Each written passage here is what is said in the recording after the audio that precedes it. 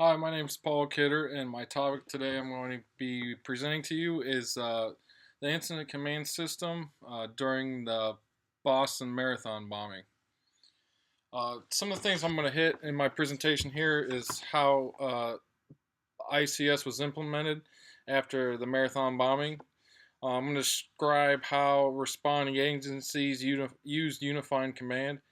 I'm going to explain emergency operations performed by the Boston Fire Department. And lastly, I'm going to hit the lessons learned throughout the incident. ICS, the definition, which is also the incident command system, it is a system for domestic incident management that is based on a flexible structure and uses common terminology, positions, and incident facilities. ICS provides a flexible core methodology for coordination, collaborative incident management. Unified Command. It is a critical component of the ICS system.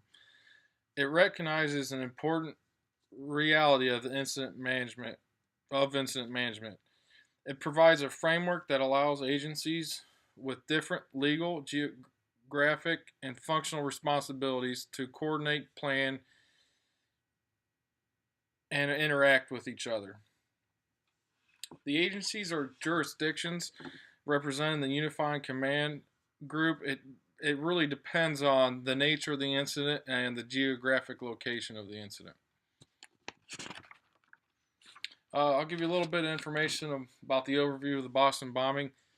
The Boston Marathon obviously is a 26.2-mile course, and it was held on April 15th, 2013. It had over 27,000 registered runners, and there was tens of thousands of people there to watch the race happen. It's a straight line course that crossed over 8 cities and through one town. And because of this straight line course and all the different cities involved, there was a great deal of public safety planning that went in to the race and the planning of the race each year to ensure streamlined coordination among all public safety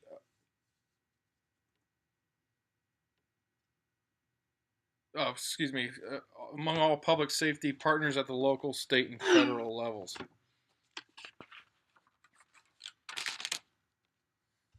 The marathon kicked off at around 9 p.m. that day, and by 11 a.m., all 27,000 runners were on the course.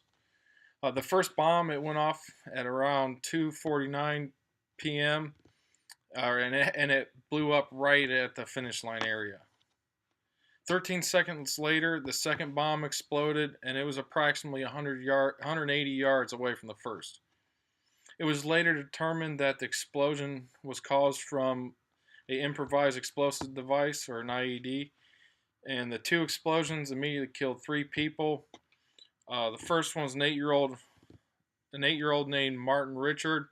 The second was a 29-year-old named Crystal Campbell, and the third was 23-year-old Lou Lindsay. A total of 264 individuals were injured, and a total of 16 people suffered traumatic amputations from the blast. I'm going to talk about a little bit about the incident command system, of how Boston Fire was structured before the bomb went off. And there was 57 Boston Fire personnel, which were labeled as a special detail to cover the finish line area. That included one lieutenant to coordinate with the Boston EMS and command staff, which included 2 deputy chiefs and 4 district chiefs, which reported to them. One of the deputy chiefs was assigned to the Boston Mobile Field Command Unit and served as the marathon operations chief. The second deputy served as a liaison to the Boston Police Department and their Unified Command Center, which was located at their headquarters. The four district chiefs either commanded functional groups or geographic areas, and the marathon division supervisors were assigned to cover the north and south divisions and the hazmat group. And the hazmat group consisted of a pre-stage decontamination engine company. It was staffed with 6 Boston Fire personnel and some National Guardsmen from the civil support team. Next, I'm going to talk about Boston Fire's incident action plan.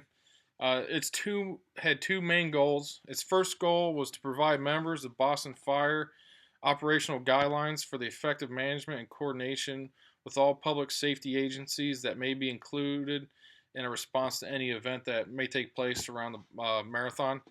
And the second major goal was to provide for the safety of the city's citizens in the city, employees who worked in the city, race participants, spectators, and all first responders involved.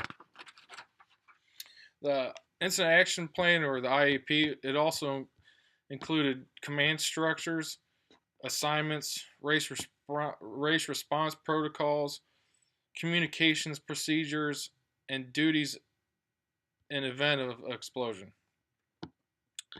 The incident response. Deputy Chief Stephen Dunbar, he assumed command. He made it on scene approximately 10 minutes after the blast, and as he was arriving on scene, patients were already being treated by Boston firemen, local volunteers, and just people that were in the crowd. While that was going on, the hazmat group, they immediately began setting up decontamination sites that were located sporadically out through the race, and that was in accordance with the IAP.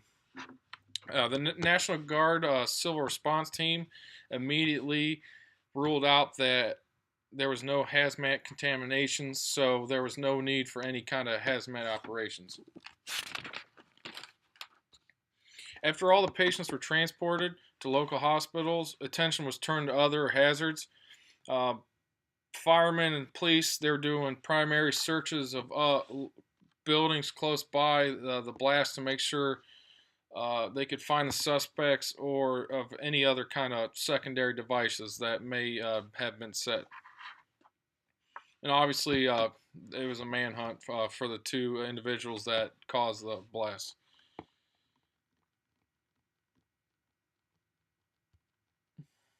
After the incident was winding down, the Boston Fire Department did what's called a PAR. It's a Person Accountability Report, and they just did that to ensure the safety of all the marathon staff involved.